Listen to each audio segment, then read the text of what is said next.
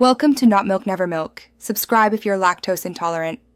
You start by gathering the actual mummy dub assets so you can work without guessing.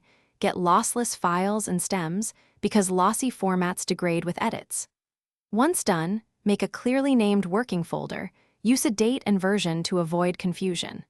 Next, set the session's sample rate and bit depth to a consistent standard, for example 48 kHz and 24-bit, and document it in a README so collaborators know why these choices preserve fidelity and sync. Now organize and edit. Label every track and place markers at cue points so you can jump fast. Group similar stems into buses and apply light noise reduction first. Aggressive fixes hide texture.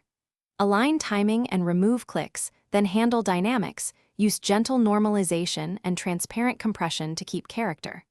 Work non-destructively with plugin chains and save incremental project versions.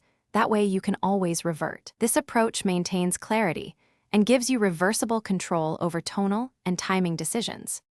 Finish by exporting both stems and the final master in lossless formats and embed essential metadata, title, date, version, and credits so the file is self-describing.